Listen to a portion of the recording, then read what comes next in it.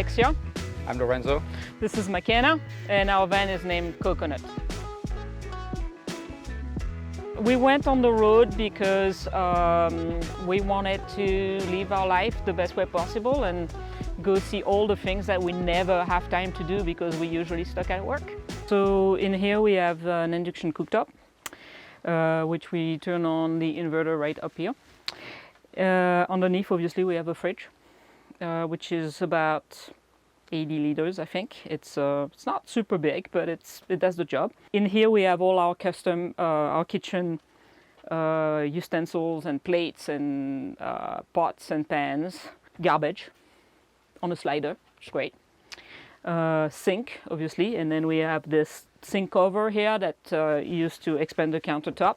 We try to fill up water every time the water is available for us to fill up, but we can probably go 5 days if we're really careful. This is super light upper cabinet here that was custom made by Lorenzo. And then in the back here we have my clothing and then his clothing. So we have a table on a lagoon mount here, so that swivels around and you can lock it. And then when two of us are having lunch or dinner, we can turn the table around and be face to face. So one can sit on the bench here and one can sit on the seat that's swiveled.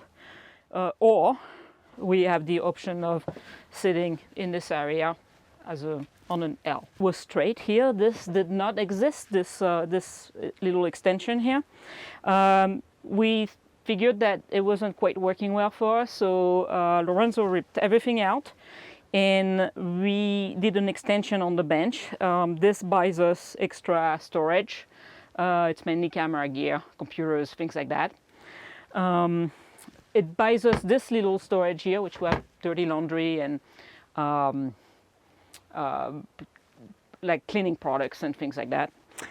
Here, underneath this cabinet is a very important piece of equipment, which is the toilet. It's a Dometic little cassette toilet. So we used to live in a pretty big house, which was what, 2,000 square feet-ish? Yeah, a little more. Yeah. Yeah, just the two of us and the dog. And we've been married for 18 years, so we kind of know each other pretty well. We knew each other for almost 27. Yeah, so yeah. So it's been, living together in such a small space. I mean, it's a matter of compromises, and I think as long as you get along, it's fine. I think we get along. Yeah. Sure. No, I'm joking.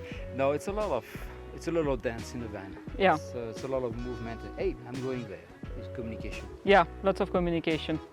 Yeah. You gotta make sure that you tell the other what you need to do or what you want to do, and dance around. Yeah, a little bit. Okay, electrical system. So this tower here has a little bit of storage for little things and cables and all that. It's got some USB ports on both sides, a 110 plug, and it's got our light controls. This is a heater control. This is for the front heater, which is located under the front seat, and this is for the rear heater, which is located in the garage. The rear heater also heats up our hot water, so we can turn on whatever we want, whenever we want it. This is the inverter, and this is the solar charge controller for the solar panels. So we have two 200 amp hours lithium batteries. How many watts? 260.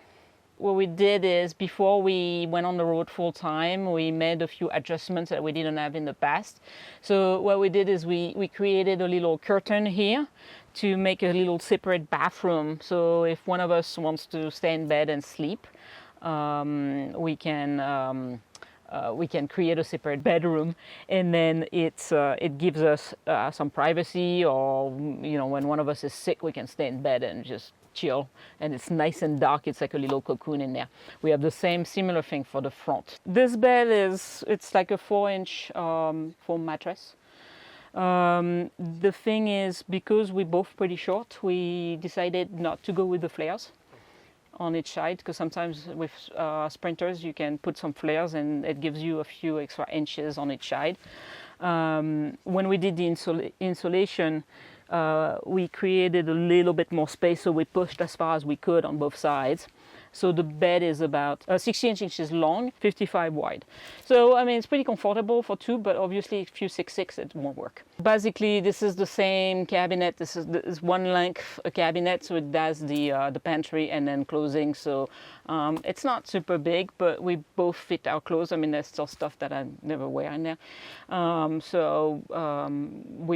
There's a separation in the middle here, and then there's a separation in the middle in between each cabinet, and it slides in and out. It's pretty light. It reflects some light, so it's pretty cool. We like it. Back in 2005, we had our Volkswagen Westfalia, our little Vanagon. It was we bought it for like $6,000 Canadian. It was a 1985, and it had rust and all that stuff, but it was super cool.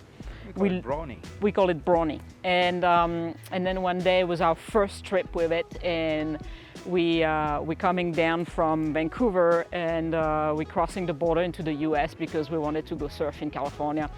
So we get to the booth, and the border service agent asked us, obviously, the obvious question, where are we going? And we responded, really, this was our first trip to Westphalia. We were super excited. We said, California! And he looked at the van and he said, in that?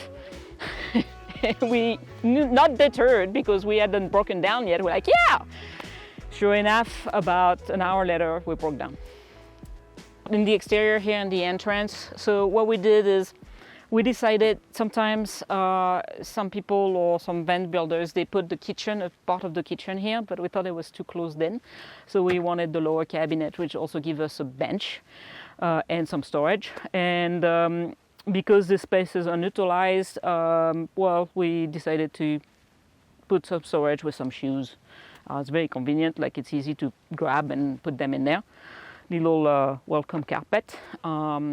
We added a handle right here, so it's easy to get in when we step into the van, because this is a 4x4, so it's a little higher. We have the buck screen, which can roll up, which is great when there's flies and stuff. We can roll it up whenever we don't use it. And then we have the Nerf bars here, step, that it's pretty helpful, because if this wasn't here, I would have to step all the way up here. So it's like when you go in and out of the van 20 times a day or 50, it helps. In the rear here we have a ladder that helps us go to the roof rack. We get a couple of boxes on the roof rack. We can actually step on this roof rack. It's made by a Canadian company. It's got solar panels in the front. It's a great place to hang out. Here in the rear we got the action tracks, which are recovery boards that we use if we get stuck in the sand or mud or whatever. We've used them several times. Shovel, because you need that. 2 times 2 gallons of diesel. And let's have a look at the garage. So one of the super important things for us was for me to have my mountain bike inside. So we wanted some storage. And that's why we put the bed this high. Here's the buck screen we were talking about earlier. It's great because it gives some privacy whenever we open the garage somewhere on the street or we fill up some water or whatever. And also, as you can see, the dust is not coming in as well. But we can open if we want to and have the buck screen. So everything in the garage is mounted on this slider. So that way we can have access to all the sides. So mountain bike slider is made of aluminum. It's pretty cool. It's got L tracks in it, so everything is adjustable and removable. So we can remove the bike mount. We can remove this little shelving system, which is also made in with aluminum. So it's super light, and it also we made a custom mount for our little table, so that we can take the table out and it doesn't take space in the van. Here on the shelves, we have our barbecue, We got mountain bike gear, shoes. This is where we put our chairs and our rug. Helmets in the back.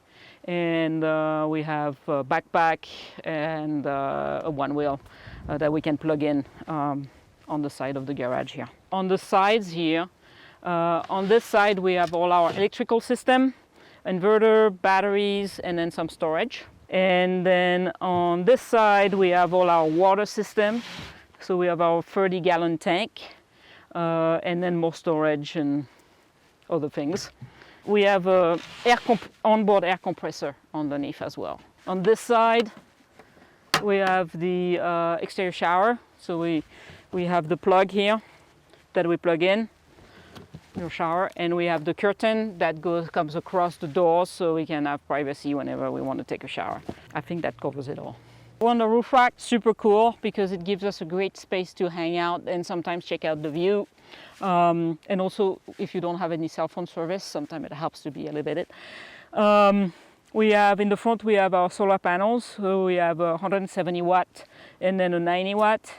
We have the awning, and then I'm sitting on a couple of boxes that we installed there for storage. In the front of the roof rack, we have a bunch of lights, because sometimes you come into a camp spot late at night and then you can't see anything, but we can. So eventually we want to travel down all the way to South America, and we want something that's more capable off-road because we really like to get off the beaten path. So we're considering building an expedition truck or finding one possibly in Europe that we could import, because in Europe they have this history of building all those overland vehicles for travel to Africa and things like that. So they have to be super capable and mechanically reliable. So that's what we're looking for. So we're not going to let this one go until we find the one that ticks all the boxes, but and we love this one. This is absolutely a fantastic machine. We just want the extra edge, so that's what we're looking for. So maybe slightly bigger expedition truck in our future. Thanks for watching. If you want to follow us, we're on Instagram, coconut.overland, and you can follow our travels. We'll be on the road for months and years to come. Cheers.